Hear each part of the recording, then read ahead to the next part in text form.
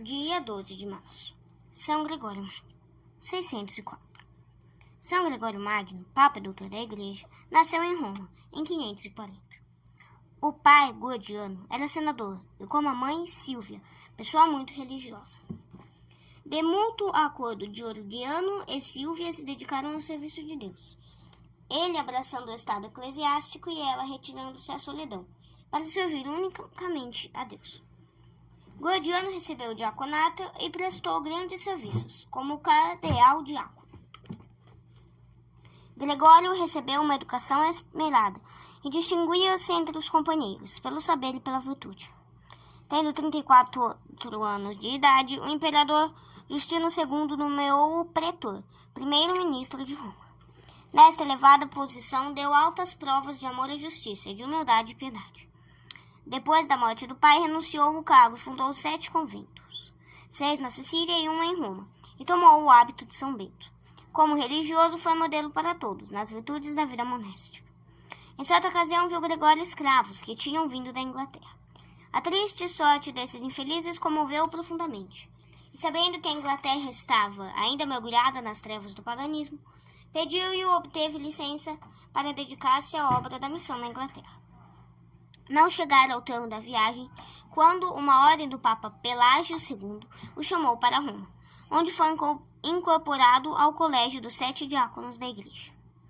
Pouco tempo depois, em missão extraordinária, foi mandado a Constantinopla, de onde voltou para atender à vontade dos companheiros de ordem, que o tinham eleito abade. Deus, porém, tinha-lhe reservado uma dignidade maior. Pelágio II morreu em 1590. A voz unânime do povo e do clero, na eleição de um sucessor, indicou Gregório, eleição que foi confirmada pelo imperador Maurício e os bispos do império. Se bem que fizesse tudo para fugir da grande responsabilidade de supremo pastor, Gregório, vendo a inutilidade dos esforços, afinal aceitou a nova dignidade, curvando-se perante a evidência da vontade divina. O pontificado de Gregório traz o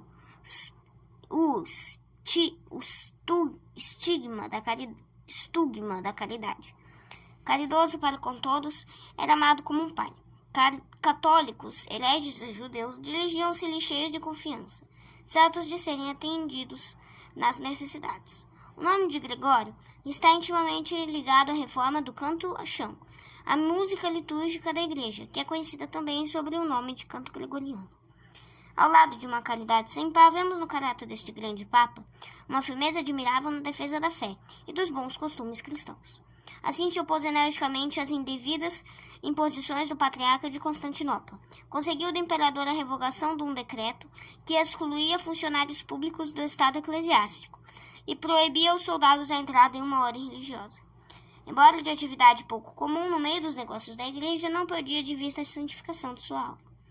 Eu estou pronto, assim se exprimia numa carta, para ouvir todos aqueles que me quiserem fazer a caridade de uma repreensão salutar. Considero como amigos só aqueles que possuírem a generosidade de indicar-me os meios de purificar minha alma das manchas que tem. Amigo das ciências, procurou despertar, principalmente entre o clero, interesse pelo estudo das mesmas. Na ignorância, reconhecia a fonte de muitas desordens. A situação geral da igreja não era lisonjeira e requeria um papa têmpera de Gregório. Quando tomou as rédeas do governo, a igreja oriental estava dividida pelos erros de Nestório e Eutíquides. Gregório reconduziu muitos hereges à igreja mãe. A Inglaterra estava nas trevas do paganismo. Gregório para lá mandou os primeiros missionários. Na Espanha, o arianismo conseguiu implantar-se na alma da nação, graças ao governo dos visigodos. Gregório restabeleceu a fé católica em toda a pureza. A Igreja da África foi libertada do mal dos donatistas, e a França deve a Gregório Magno a extirpação de um grande mal, da simonia. De uma atividade admirável, Gregório Magno achou tempo ainda para compor numerosos livros, cheios de sabedoria e santidade. Após um pontificado abençoado de 13 anos, morreu em 604, na idade de 64 anos. O diácono Pedro, que possuía toda a confiança de São Gregório, afirma ter visto muitas vezes o Divino Espírito Santo, em forma de uma pomba branca, descer sobre o Santo Papa. É por este motivo que a arte cristã apresenta São Gregório Magno como uma pomba branca, pairando-lhe sobre a cabeça. Reflexões. De todos os cargos, os mais penosos são os de superior. O superior que possui considera-se o último de todos.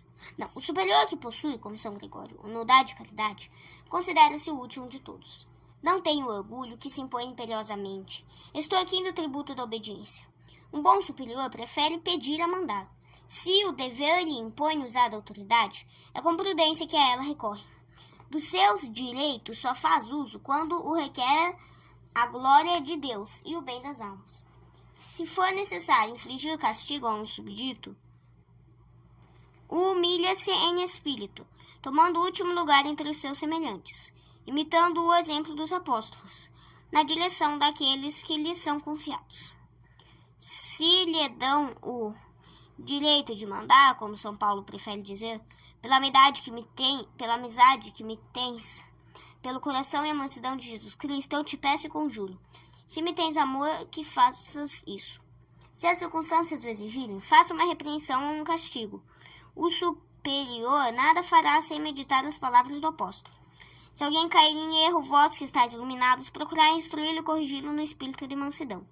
Levai antes de tudo em consideração vossa própria fraqueza, para que não vos venham tentações.